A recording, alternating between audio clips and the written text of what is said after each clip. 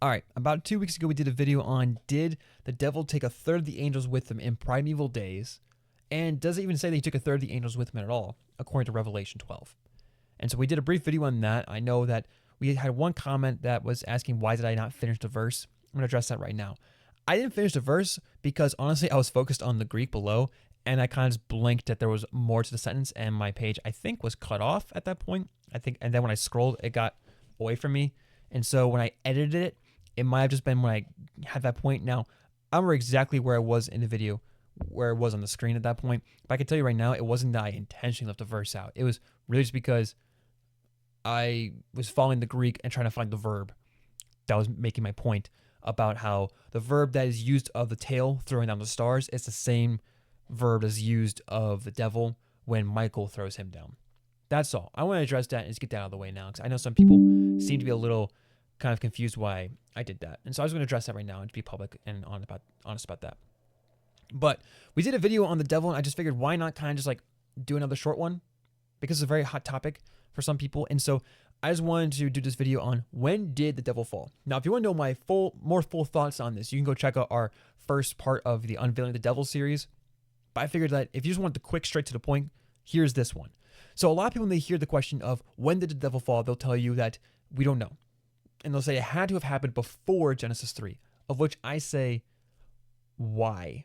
There is no passage that says it had to be before the fall of humanity. There is nothing that says that it had to be back in like these primeval pre-creation days. There is not a single passage that says that. Revelation, we've already discussed, it doesn't say that. So let's get another one though. Some people say, well, what about with Luke? You know, it says, I saw Satan fall like lightning. Well, back up. Jesus does say this, but he says this after the 72 returned with joy, saying, Lord, even the demons are subject to us in your name. And he said to them, I saw Satan fall like lightning from heaven. Behold, I have given you authority to tread on serpents and scorpions and over all the power of the enemy, and nothing shall hurt you. First off, this passage doesn't say when this fall take place, if it's referring to prior to this moment. It doesn't say that. Yes, Jesus is eternal, but it's not saying that there was this ancient time, long time ago when he fell. He's saying, I saw him fall like lightning. Okay? So, on one hand, this could be just talking about when he saw the devil initially rebel. At the same time, when he's there as a king coming to overthrow the king of this world, which you'll see in our third part of our Unveiling the Devil next week on Wednesday, so Unveiling the Devil Part 3, we see that the devil is referred to as the ruler of this world, and Jesus is sending people out to now go and preach the gospel, to go and do this mission prior to his death, and then they come back with joy, and then he says, look, I saw him fall. He's seen the kingdom of the devil crumble before him. The kingdom of the devil is crumbling because people are seeing and hearing the good news of the Messiah is here. And then when Jesus dies and rises, it nails it, no pun intended, even more, that the king is here to overthrow death. So I just want to point that Luke, Jesus could be referring to the fact of when he saw the devil initially rebel, but it's not saying when that happened. And so when people say, oh, it must be referring to this time, it doesn't necessarily say that. In fact, it could easily, as I point out, be talking about how he's seen the devil fall, that his kingdom is falling apart. Because this is right after the 72 come back. Just wanted to point that out. But this is not usually the place people go to about when the devil fell, but it is a verse they try to use. And it doesn't say what they think it does. It doesn't say that he saw him rebel before Genesis 2 or something like that. It doesn't say anything like that. It gives no allusion to that. And so this is not to say that Jesus isn't eternal. It's just to say that this verse is often used incorrectly to try and make a point about when the devil rebelled. It doesn't say anything about it. It doesn't really. But let's go to another one. Another very popular one is probably going to be like Ezekiel 28. All right, so we say, this is in response to the king of Tyre. This is what Ezekiel is instructed to tell me. And he says, you were the signet of perfection, full of wisdom and perfect in beauty. You were in Eden, the garden of God. Every precious stone was your covering: sardius, topaz, and diamond, beryl, onyx, and jasper, sapphire, emerald, and carbuncle, and crafted in gold were your settings and your engravings. On the day you were created, they were prepared, and you were an anointed guardian cherub. I placed you. You were on the holy mountain of God. In the midst of the stones of fire you walked. You were blameless in your ways from the day you were created till unrighteousness was found in you. In the abundance of your trade you were filled with violence. In your midst and you sinned. So I cast you as profane thing from the mountain of God, and I destroyed you, O guardian cherub, from the midst of the stones of fire. Your heart was proud because of your beauty. You corrupted your wisdom for the sake of your splendor. I cast you to the ground. I exposed you before kings to feast their eyes on you by the multitude of your iniquities and the unrighteousness of your trade. You profaned your sanctuaries. I brought fire out from your midst. It consumed you, and I turned you to the ashes on the earth, in sight of all who saw you. All who know you among the peoples are appalled at you. You have come to a dreadful end and shall be no more forever.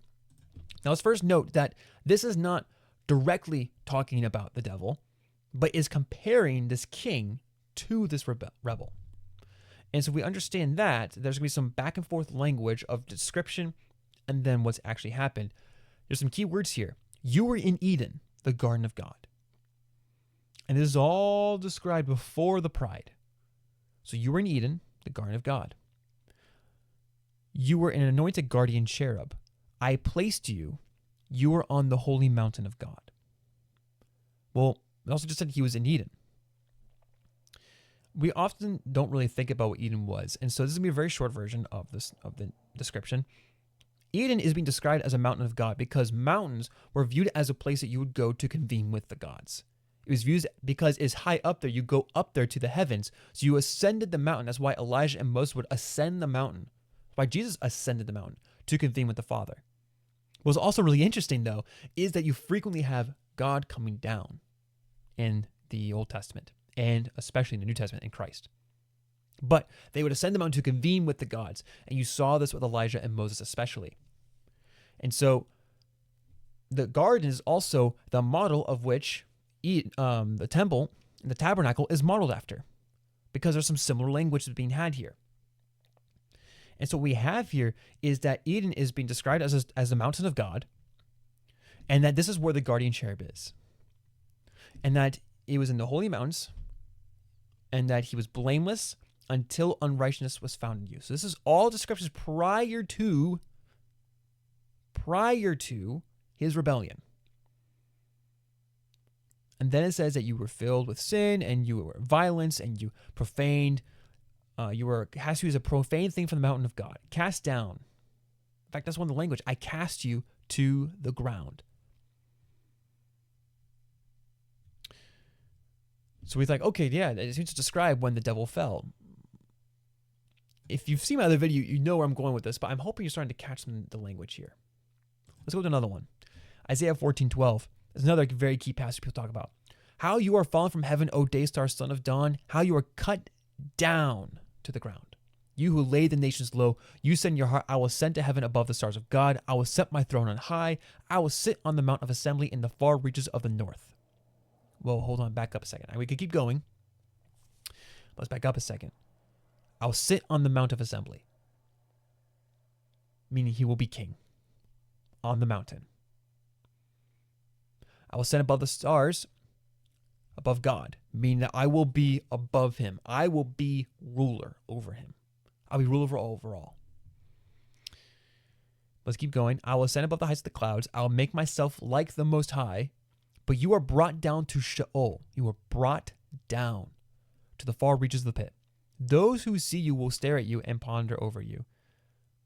Is this the man who made the earth tremble, who took kingdoms? And it keeps going. I cast you out.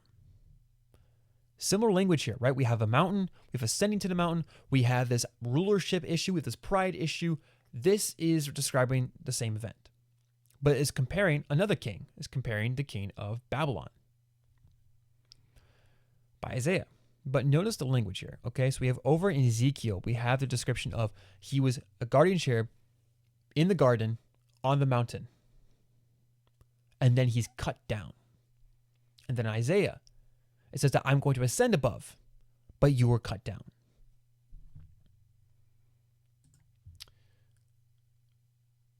I think it's very fascinating, first off, that when you go to Genesis 3, because you have done this, cursed are you above all livestock and above all beasts of the field. On your belly you shall go. You are cut down. And dust you shall eat all the days of your life. I will put enmity between you and the woman, between your offspring and her offspring. He shall bruise your head, and you shall bruise his heel. He's being cut down right here. This is the length. Snakes don't eat dirt. All right, that's not a thing that they do. This is, first off, defeat language, and is language describing that he's being cut down to the earth, which is where the dirt is. Of which we then see in Isaiah and Ezekiel that even further down to Sheol. Basically death. Death is your domain. Death is your fault.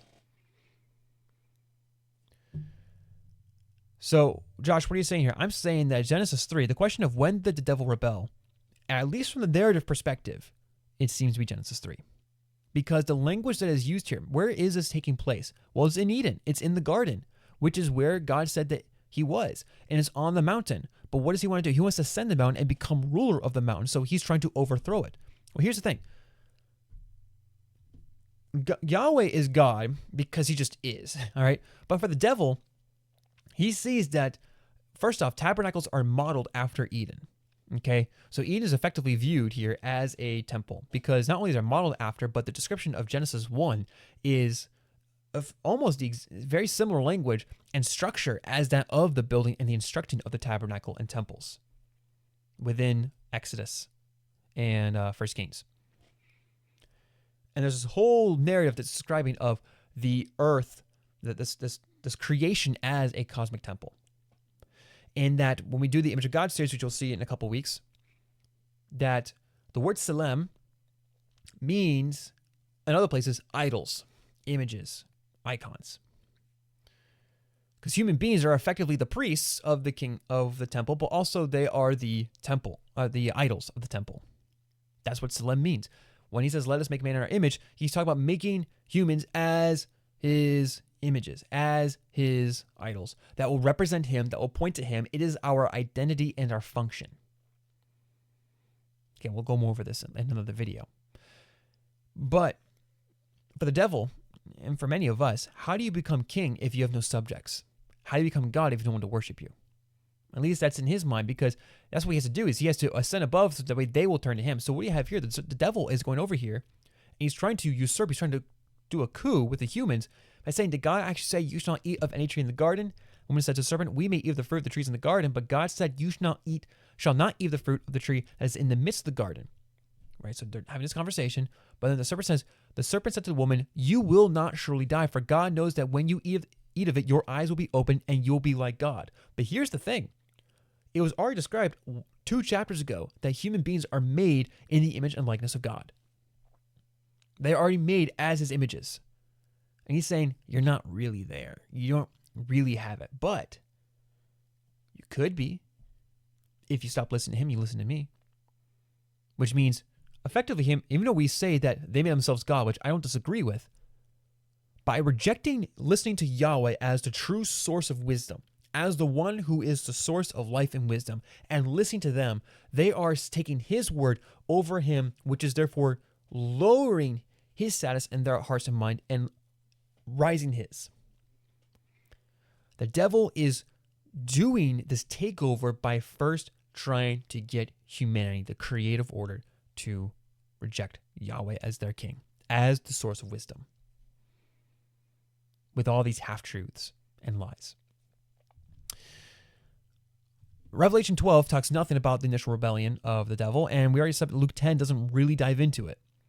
But what we have here is the devil seems to be in this narrative, based on Isaiah and Ezekiel, with the language that is used regarding mountains and the garden, and then as a chair is being cut down.